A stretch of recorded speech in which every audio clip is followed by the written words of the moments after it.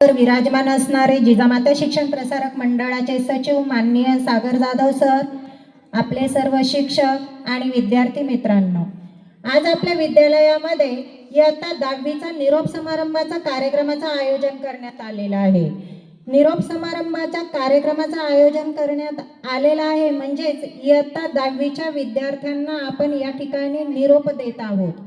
निरोप म्हणजेच आयुष्यातील शाळेचा शेवटचा दिवस आहे, पण तो आयुष्याच्या प्रवासातला जो काही आहे तो पहिला दिवस आहे.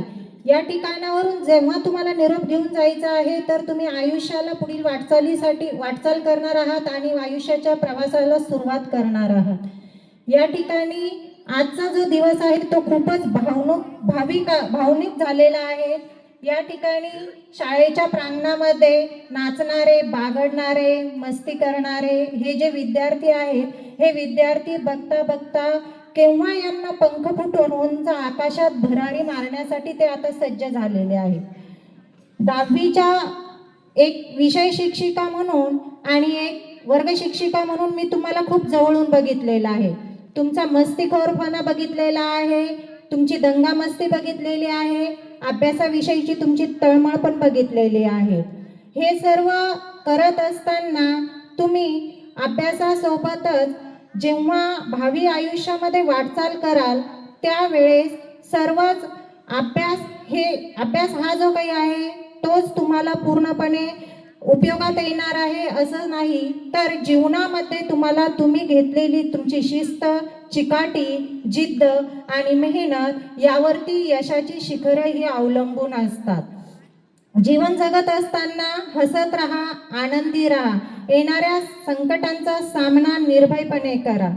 या ठिकाणी मला एक काल परवा घडलेला वर्ग 7वीमध्ये एक प्रसंग घडला, तो या ठिकाणी सांगावासा वाटतो. मी वर्गामध्ये विद्यार्थ्यांना वाक्प्रचार, त्यांचे अर्थ आणि वाक्यात उपयोग करायला सांगितले. ते वाक्यात उपयोग करताना बऱ्याच विद्यार्थ्यांनी आपल्या आपल्या परीने ते केले. त्यामध्ये असणारा सार्थक गोडखे नावाचा जो विद्यार्थी होता तो काहीच करत नव्हता. मी त्याला विचारलं, त्याला केव्हाही अभ्यास दिला की तो काहीच लिहित नाही. त्याला त्या दिवशी मी म्हटलं की काय रे, तुला अभ्यास दिलाय, तू काहीच करत नाही, तुला हे येत नाही, ते येत नाही, कुठलाही अभ्यास दिला तर तो तुला येतच नाही, नेमकं तुला येतं तरी काय? त्याने मला एक उत्तर दिलं, मॅडम मला फक्त शेण उचलता येतं म्हणे, मला बाकी काहीच येत नाही. असेच वर्गामध्ये विद्यार्थी त्या दिवशी हसले. त्यावेळेस मी त्याला एक गोष्ट सांगितली की ठीक आहे, तुला कमीत कमी तेवढं जमतं तेही ठीक आहे, कारण ते करून सुद्धा तू एक दुग्ध व्यवसाय करून तुझं भावी आयुष्य चांगल्या प्रकारे जगू शकतो. तू जे काही 4-5 गाई म्हशी घेऊन दुग्ध व्यवसाय करू शकतो आणि त्यामध्ये तुझं वालं जीवन जगू शकतो. या ठिकाणी हे सांगण्याचं तात्पर्य एवढंच आहे, 10वी झाल्यानंतर प्रत्येक विद्यार्थ्याला नोकरी लागेलच याची शाश्वती नाहीये. प्रत्येक जण कुठे इंजिनियर, डॉक्टर, वकील वगैरे या क्षेत्रामध्ये जाईल असं नाही. आपल्यामधले असणाऱ्या क्षमता ओळखा आणि त्या क्षमता ओळखून आपल्याला काय करायचं आहे जीवनामध्ये हे ठरवा. एवढं सांगायचं आहे मला या गोष्टीतून. जीवन जगत असताना अनेक संकट समोर येत असतात.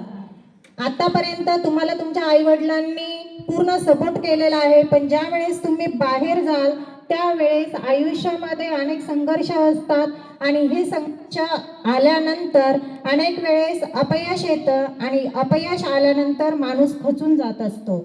मग खचून न जाता आपण आयुष्याचा सामना करायला शिकलं पाहिजे.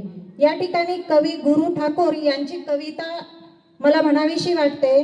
असे जगावे छाताडावर आव्हानांचे लावून अत्तर, नजर रोखुनी नजरेमध्ये आयुष्याला द्यावे उत्तर. पाय असावे जमिनीवरती कवेतांबर घेताना, हसू असावे ओठावरती काळीज काढून देताना. संकटासही ठणकावून सांगावे ए आता बेहत्तर, नजर रोखुनी नजरेमध्ये